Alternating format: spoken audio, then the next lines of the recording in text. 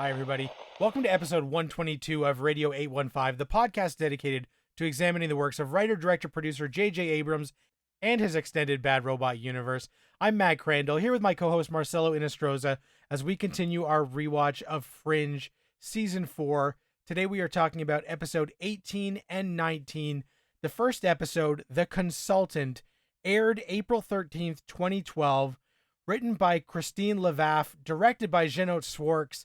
And Marcelo, you better buckle up because you might be on a plane and all of a sudden you might find yourself in another universe. This episode was so much fucking fun from start to finish because this episode addresses something that you and I have been wanting to be addressed for weeks on end. This episode confronts the possibility of a mole within the alternate Fringe team's side. So this episode reveals who the mole is, and the way that it does that is really, really fascinating. When the mole is revealed, and look, if you're watching along with us, you've probably seen Fringe before, so I won't keep it a big secret. The mole is the other side's Agent Broyles, and the reason that the Fringe writers give him for basically becoming a turncoat and working with David Robert Jones to do something is really, really, it's understandable, but it's still really frustrating to see him turn the way that he does. But again, the reason why it's completely understandable, and I get it, but it still fucking hurts. The case of the week. I mean, when that guy, when that boss guy was yelling at one of his employees because he didn't do something in time to do a presentation, and then he just floats up in the air. I'm like, that's awesome. And after R. Walter goes to the alternate universe to consult on that case, and he finds out that the injuries that this guy sustained when he took off were only possible in a plane accident. I'm like, what the hell is going on here? So the writing this week was excellent. Yeah, I think the mystery of the week worked better because they brought Walter in and had our Walter cross over to the other side to work on this case. So the fact that it was the first time we've seen this version of Walter cross the bridge and him getting ready for it and wanting to use the bathroom before and all that stuff was really funny. And I liked that. And so giving Walter more to do in the mystery of the week made that more engaging. And the overall larger story of the David Robert Jones and the mole, we have known for 10 to 8 episodes that it was Broyles, but this is the first episode where the characters know that it's Broyles. So I liked how we uncovered that we have known that he has been helping David Robert Jones since his return and that tracking situation. But to watch as Lincoln starts to put the pieces together and realize something is worse here, and watching as Nina has been locked up and their next steps to try and figure out what Jones's plan is. Because even as this goes, before they capture Broyles and realize it's him, they still aren't sure why all this escalation is happening. And they're still trying to put all of those pieces together to figure it out. And even when Olivia on the other side, they float the theory that it could be Broyles, and she tries to get Nina to confirm whether this is the case or not by saying, we've captured Broyles, he told us everything. And she goes, yeah, he might have told you everything, but you can't stop whatever's coming. We're past the point of no return. So even if you guys know that Broyles is working with us, Team Bad, it's too late. And so we're like, okay, what is too late? What has been done?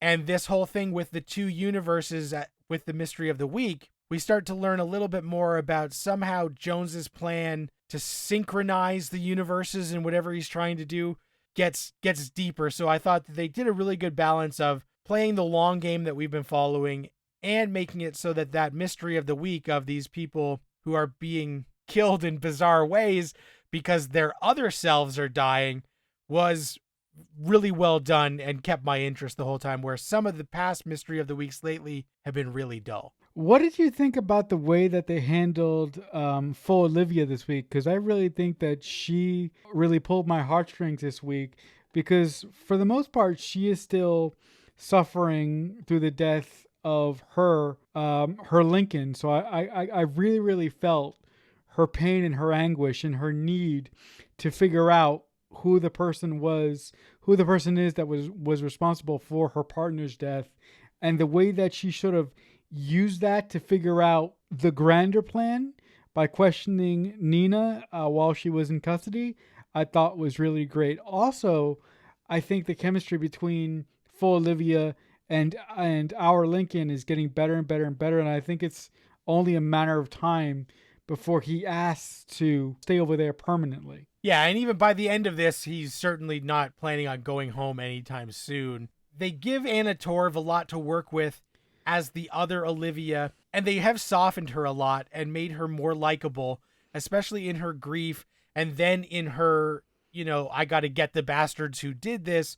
So she buckles down to be part of the team, and her and Lincoln working together and theorizing. You can tell that that's what they're setting up. You can tell that they're setting up a romantic relationship. Lincoln Lee's longing looks at our Olivia are now aimed at this Olivia, and they're going to find a way that, even though he looks like her dead partner, they are going to find comfort somehow in that. He does not feel at home in our universe, but he's really starting to find his place. Now that the other Lincoln is dead, he can kind of, it's gross that he can step into his shoes and take over in that universe, but it makes sense in a way that feels natural, especially because before we started going to other universes, we never knew Lincoln Lee. So if our universe doesn't have a Lincoln Lee, that's almost like putting things back to where we started, which is fine by me. And the one thing that I didn't like about this episode, and I thought they kind of missed an opportunity, the fact that Walter goes over to the other side to consult on this case, and the fact that our Walter doesn't meet up with his doppelganger or Walternet, I thought was a missed opportunity. And with the technology at the time, they could have done it. I didn't understand why the writers didn't construct a reason as to why our Walter had to go to Liberty Island to see Walternet. Yeah, they probably we were already doing double duty with Broyles and with Olivia and Astrid, that maybe they just thought we don't need to have more people doing double duty, because not even doing any duty, Joshua Jackson is not in this episode. He took this episode off. And to be honest with you, I was kind of pissed that he took next week off except for one scene as well. So, I don't know where the fuck this guy was. But in episodes that we're talking about today, Joshua Jackson is only in 3.5 minutes tops. So I think that maybe they just thought it was simpler. But I do like that we do get both Broyles in a very key scene. We do see a lot of the other Astrid, and we're starting to really get to know the other side's Astrid and her quirks and the way that she operates. And as you mentioned, when we have known this whole time that it was Broyles, we weren't sure what his motivation was. And when they say it is because Jones is helping him with medication for his son, who has been suffering these long-term effects from the Candyman case that we already knew about in past seasons, I thought that it was a good way to tie it together. Also, the only other thing, though, is that you get a little bit frustrated because Broyles being in such a position of power and having so many resources, couldn't he have talked to Team Fringe and seen if scientists on their side could come up with this drug and help his son, rather than helping the terrorist organization so that he can help his son? It's one thing to see a story where, a man with no means has to go to extraordinary lengths of treachery to save someone he loves, but Broyles has all the resources in the world. How could he not get a crack team on this to help his son rather than having to turn to the villain? That's the only thing that I understood it, I accepted it, but when I think about it long term, I start to have questions. Yeah, well, my one rebuttal to that is maybe he did think about that to some extent, but maybe David Robert Jones threatened him in some particular way. Maybe, maybe Jones said,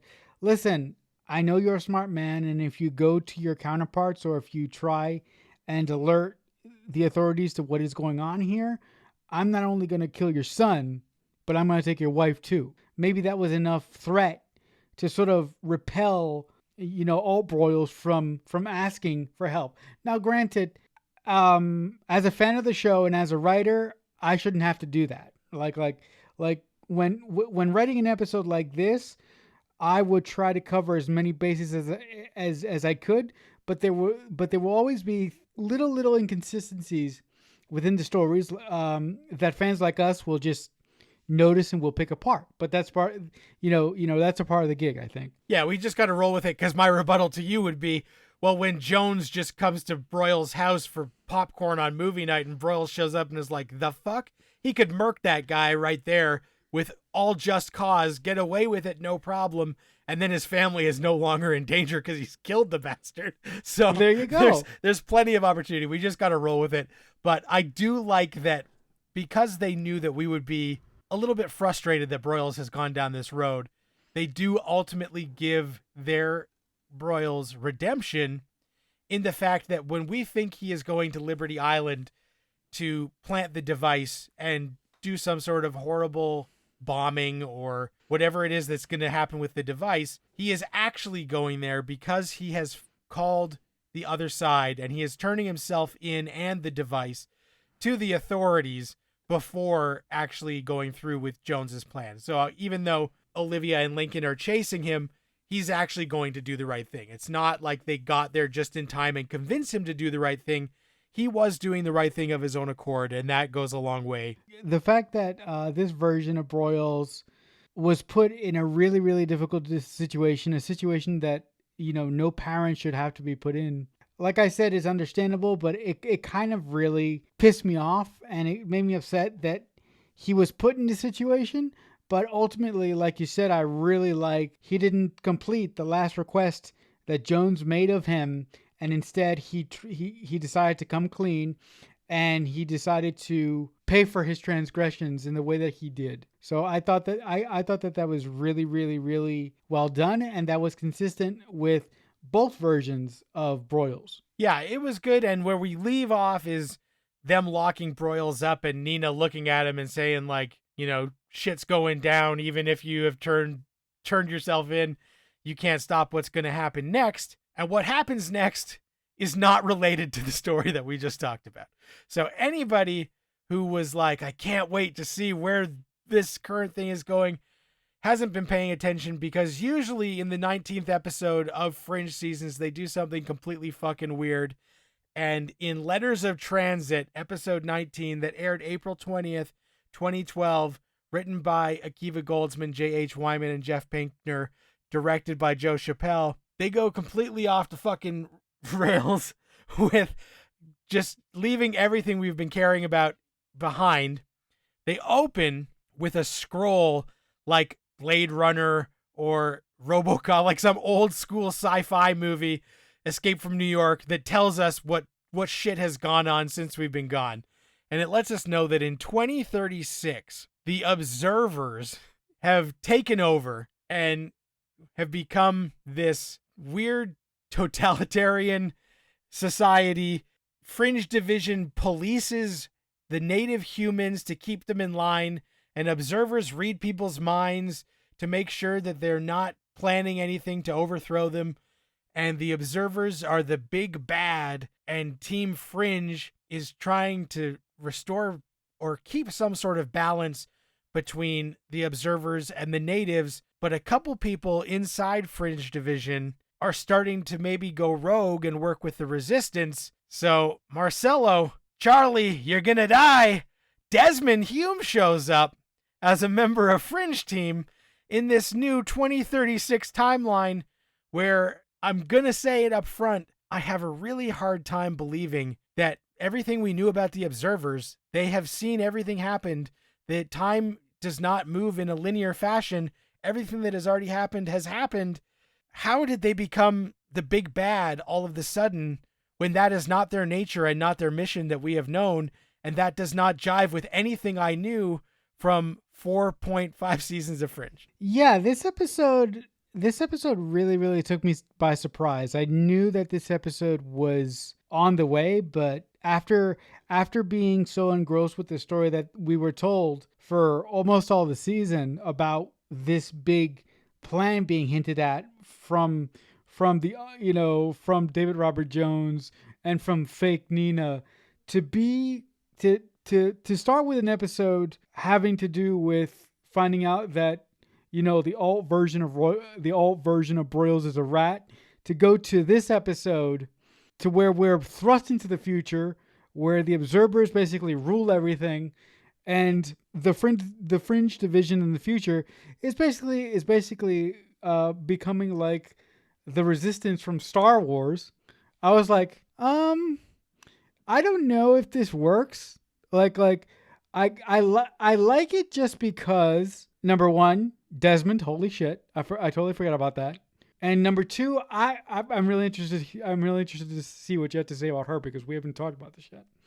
I really, really, really like Etta. I love Henrietta. So it was really cool to see her come into the story the way that she does. This is cool, but I'm like, why? I really, really want to ask the writers what compelled them to do this. Why did they do this? Did they do this just to do something weird? Like what you said? Because usually around the 19th episode of the season, the Fringe writers do something weird, right? They do something catchy to catch our attention, to keep us wondering. But like, this is beyond something catchy to keep us wondering. This is kind of crazy. So I don't know how I feel about this. So I'm conflicted, and I'll tell you exactly why. I think as a standalone episode, this episode rocks. It's great. It's a ton of fun. I feel like the reason they did it is that every year Fringe was always on the bubble, and this is like a backdoor pilot to Fringe 2.0 that season 5 would become. So they were like, Fox, we're going to show you what we can do. And they thought the quickest shorthand to doing this was making the observers the big bad. And here is the thing where I think that if they had not done that, if they had made it that either a rogue group of observers or some sort of, from their time, but known to the observers as being like a bad faction of people, or like a different interdimensional being, were the bad guys who had enslaved humanity, and the observers were still just observing because they've already seen all of this happen. They already knew that this was inevitable. I would have liked it way more. So just because I'm like, the observers never thought to mention to anyone when they were intervening that, by the way, we are not just harmless observers who just observe. We do actually intervene in a big fucking way, and we ruin your life 20 years from now. So that's the only thing where I'm like, I know the shorthand reason they did it is because they don't have to spend a lot of exposition on who these people are, because we know who they are. They're the observers. But this does not work with everything that we know about the observer culture and observers and what they are and what they do and how time works for them. So I just thought, if they had brought in a bunch of dudes in purple jumpsuits with purple hats and said, oh shit, this is like a different interdimensional being who have traveled from the future to this moment, and we still saw an observer just watching this happen and not being the evil guys, I would have been like, oh, cool. So the observers are still watching, and just our world fucking sucks because these other weird aliens showed up to mess with our timeline. I would have liked it a lot more. But the character beats work really well. So I like seeing this new team Fringe, who are trying to work on the outskirts because they are being policed by this other race that can read minds and doesn't allow you to explain yourself, because they can tell what your intentions are and they'll shut shit down right away. They'll wipe you. So I like that we see that, and by introducing the new team of Etta and Simon, I liked their dynamic, and it is early on that we see that Walter has been frozen in amber and that they have to get him out to figure out if he can help this horrible situation they are in. So I love that Walter becomes important to the future, that everything he was doing is vitally important, and that even 20 years after the timeline we're normally used to, he is still important and he can still be of use. And him coming out and seeing how he is not quite all there, how things are a little wonky. He still loves licorice, but he's a little bit confused at times. was great. I really liked that. I hated the makeup that they put on Broyles to make him look old. It was terrible. Like, just every time they cut to him, I was like, you know what? Black don't crack. You didn't need to do this to Lance Reddick. You could have just had him look exactly the same, and I would have believed it was 20 years later. But the makeup they put on him was so distracting, and right around the eyes, you could see like the cracks in the makeup. I was like, gee, on Blu-ray, this was a tough hang. But I'm enjoying all of this. And of course, for 90% of the runtime, we don't know who Etta is. Now, anyone listening to this podcast who hasn't watched Fringe before will know, because Marcelo has mentioned Henrietta at least 3 other times on this podcast when we have never had a hint of her until now. But I like that there is a moment about halfway where she mentions something about her parents, and you start to be like, oh, okay. I think I can tell where they're going. And by the final scene, we do know where they are going, because yes, Etta is Henrietta Bishop, the daughter of Olivia Dunham and Peter Bishop, and she is continuing her parents' work because they disappeared when she was young, because they were frozen and trapped in amber. So I do like this whole thing, and as we are trying to rebel against the observers, I like this idea of the Fringe team being the rogue faction who has to save the day in some capacity, and that is engaging. And seeing William Bell encased in the amber was a cool like nod that like, okay, this is still this like weird, everything's kind of mixed up timeline. What are you thinking as we're really getting a lot of stuff in this new, completely foreign to us 2036?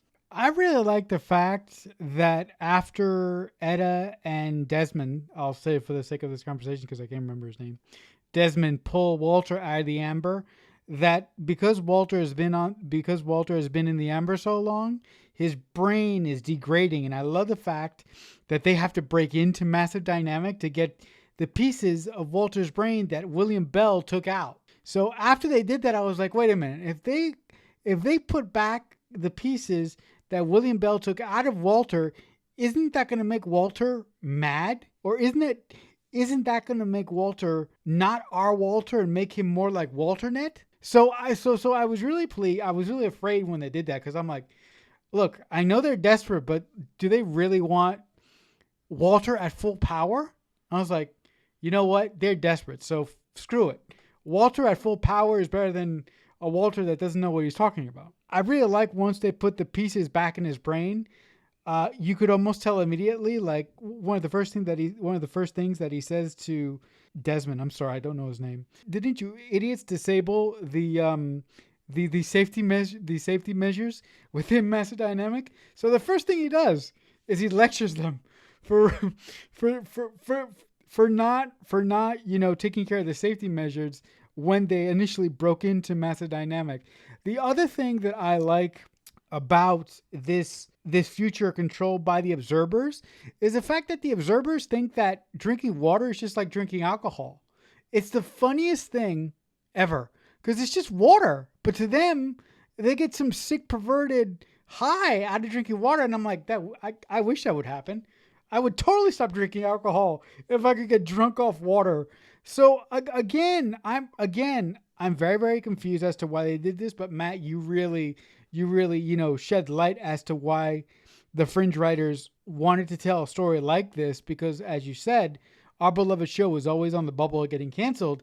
They needed something big to show the network that we know that you're thinking about canceling us, but just before you do, this is what we really can pull off. So I really like the way that you should have put that into perspective for me, because I always forget that about this show, that it was always on the bubble of getting canceled. And that's why they do sort of outrageous things in the back halves of seasons.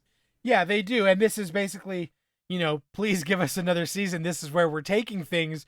We're going to shake it up to make it more interesting. And I really did like that part of the thing that they have to accomplish is getting those pieces of Walter's brain back, because we have known about that. My only half a second hesitation was in the timeline that we've been in, the remix timeline, did Walter have those pieces of his brain taken out? Did he ever get that bad? Because we know that the Cortexiphan trials weren't as widely publicized.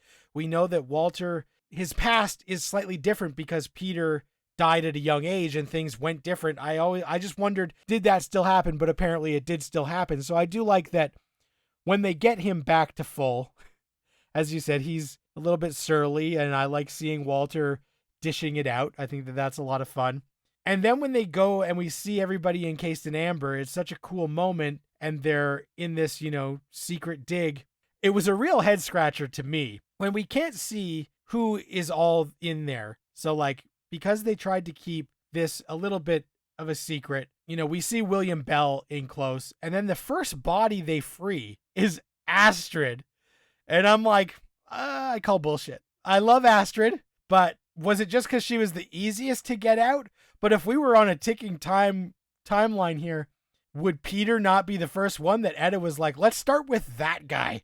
Let's start with my dad and then worry about Walter's assistant.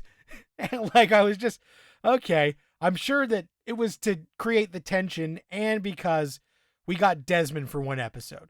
So we needed a moment where Desmond, to save the day, had to go into the amber and push someone out. And that ends up being Peter. We don't find out that that's Peter until a scene later. So it is more dramatic and exciting. But when it's just Astrid that they free at first, I was like, oh, are we sure Lincoln's not in there? Is there anybody else with that less purpose we can pull out of the amber to help us stop the observers? Sorry, Astrid, I love you, but Peter Bishop or Olivia Dunham, I would take over Astrid in a draft for sure. For a split second, when they pulled out Astrid first, I had that same thought you did. I'm like, excuse me, guys, you guys are in a time crunch. The observers with their army, with their human army, are about to descend on you, and you pull out this woman first. Now, granted, I love Astrid just as much as you do, but I'm like, why the hell didn't they pull out Olivia first? But again, if they pulled out Olivia first, we wouldn't have that great moment that we have coming up here very, very shortly next week. Right, and if they pulled Olivia out first, Anna Torv wouldn't have got a week off that apparently everybody had in their contract to take at least one full episode break, because that's seemingly the MO here, where we can't have a full team all the time, only 70% of the time, and the other time it's a rotating roster. The other thing that I liked very, very much, and this is just a Bad Robot thing, so if you're not a fan of Bad Robot, you're not going to get this thing that I wanted to happen. But when Etta was talking to Desmond for the sake of this conversation, he mentions the name of his wife, and I'm like, good God, why the hell didn't they say his wife's name was Penny? If they would have said that, I would have lost my goddamn mind, but they didn't say it. And I'm like, oh, listen. All Akiva Goldsman or J.H. Wyman had to do was call up JJ or, and I'm like, they're like, give me a name. That would have been great. Again, I know I'm whining for one little goddamn thing, but I would have loved that. And yeah, I even thought when he was talking about his wife and he did say her name, I was like, it would have been better if he didn't even name her, because then we could have just imagined that it was somehow connected. And this was the other side's version of Desmond Hume, who had for some reason changed his name to Simon.